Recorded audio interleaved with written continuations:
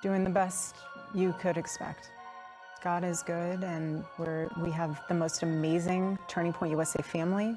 They've rallied around myself, my children, and chosen family is everything. And then of course we're blessed with our family itself, but people like you, Ainsley, it's priceless. It's priceless. More than separately from Mar-a-Lago, Turning Point USA, since Charlie was killed, just so you guys know, this is a fact, has made more than $100 million. That is separate from the $40 million they made at Mar-a-Lago the other night. So since Charlie has died, that organization has taken in $140 million. But gosh darn you people that are making hundreds of dollars every day on YouTube talking about Charlie Kirk's assassination and the BS narrative that is being fed and the very obvious psychological operation that is being employed. Young women in the city look to the government as a solution to put off having a family or a marriage because you're relying on the government to support you. Just find it so ironic and so interesting that a heavy percentage of the individuals that voted for him were female. Turning Point USA has an amazing family that has rallied around Erika Kirk, her children, and their chosen families. Of course, they're also blessed with their biological family. However, let's talk about something that's been bothering a lot of people. And I mean really bothering them. Erika Kirk keeps calling Turning Point USA her chosen family over and over again in every interview and every public appearance. But here's what people are asking. Where are Charlie's parents in all of this? Because when you listen to Erika speak, she talks about herself and Tpusa, but her in-laws, Charlie's actual parents, radio silence. To many people watching this unfold, that behavior feels abnormal. It's not just observers who feel this way either. Word is that Charlie's parents feel the exact same discomfort. New reports are coming out saying something pretty disturbing. Charlie's parents, Catherine and Robert Kirk, are allegedly deeply upset. And why wouldn't they be? The allegations being discussed right now are that Erika and Turning Point USA have profited from Charlie's death. We're not talking about small numbers here. We're talking about $90 million. That's the figure being thrown around. But Candace Owens is claiming it's actually much higher than that. Some reports say Tpusa made up to $140 million in just 3 months. 3 months! And who's running the organization during this period? Erika. She's the CEO now.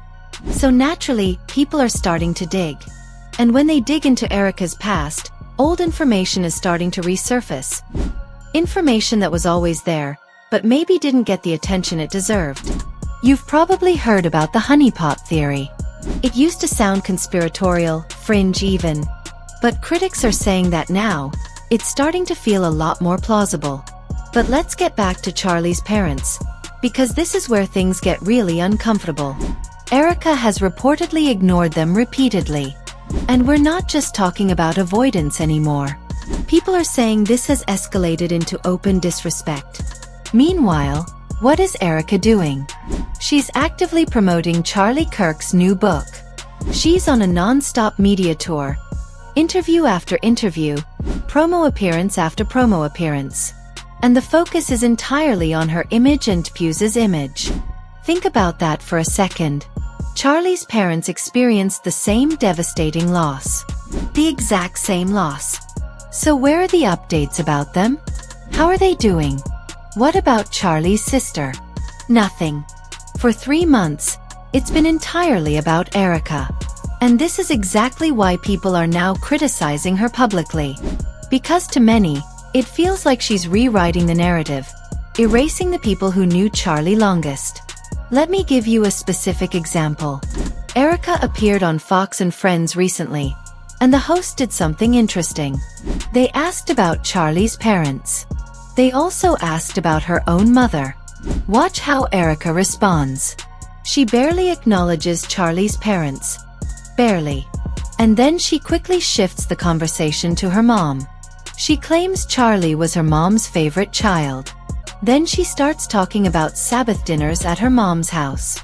Critics are pointing out that this feels intentional. like she deliberately avoided talking about Charlie's parents. And here's what's really telling: the language she used. She didn't call them my in-laws. She didn't say, Charlie's parents are doing as well as can be expected. She glossed over them entirely.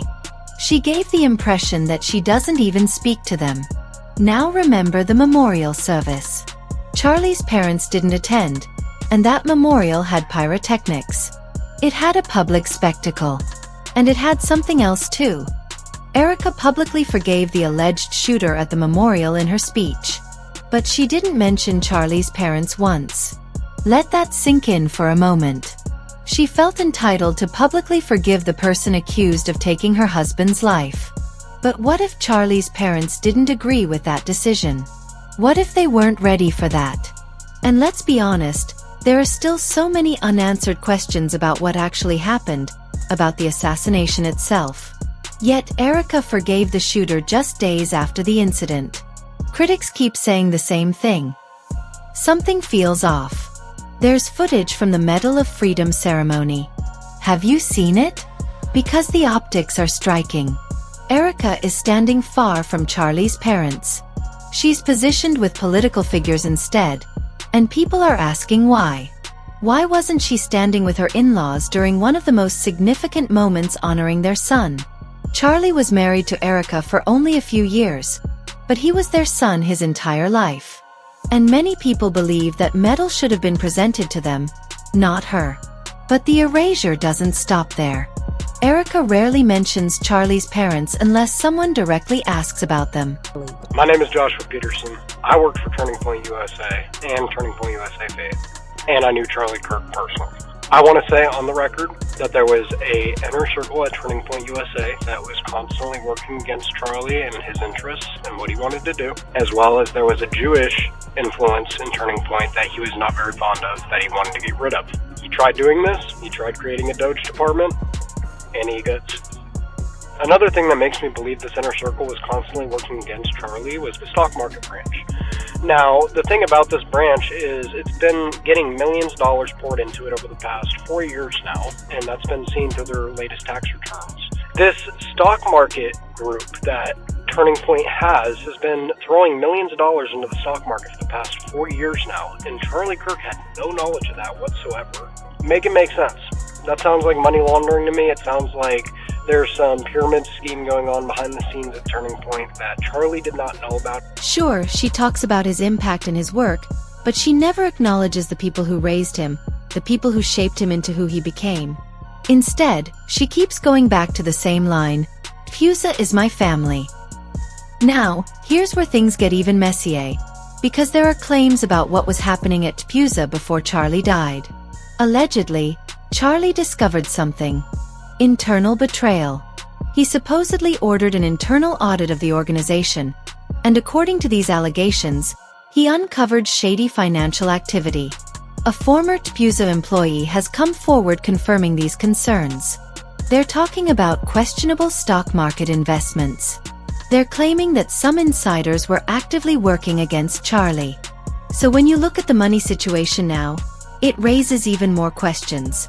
Remember when Erika publicly criticized Candace Owens for her YouTube earnings? She went after Candace for making money. But meanwhile, Tpusa allegedly made $140 million in 3 months. Critics are calling this textbook hypocrisy. And Candace responded. She presented receipts and made a direct claim that Tpusa profited the most from Charlie's death. But Erika keeps repeating that phrase, Tpusa is my family, over and over. And critics believe this is a calculated guilt tactic, because if Tpusa is family, then anyone questioning the organization must be cruel, right? They must be attacking a grieving widow. Candace Owens directly addressed this strategy. She highlighted the contradiction. Erika attacks people for making money while Tpusa pulls in record-breaking amounts. And speaking of money, let's talk about the Mar-a-Lago fundraiser. Erika hosted a private event. $10,000 per plate. This was happening amid all those non-stop interviews we mentioned, and the goal was to raise even more money for Tpusa. People are asking, why? Why do you need more funds? The organization already made over $100 million in just a few months. What exactly requires this kind of aggressive fundraising? Glenn Beck attended the event and posted about it.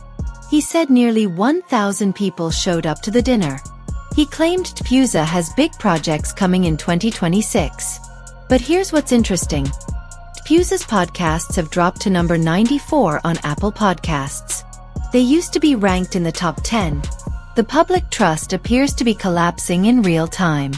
So let's step back and look at the bigger picture, because the questions people are asking now go deeper than just grief or family dynamics. Why is Erika pushing this narrative so aggressively? Why does she seem so focused on silencing questions about the assassination itself? Is this really all about money and control? And those honeypot rumors we mentioned earlier, some critics are now wondering if they were partially true all along. There's a growing belief that this behavior serves interests beyond just Tpusa, beyond just Erika. Because when you line up everything we've discussed, when you look at the pattern of behavior, the financial windfall, the erasure of Charlie's parents, the aggressive media campaign, the defensive posturing, a lot of people are coming to the same conclusion. Nothing about this feels accidental.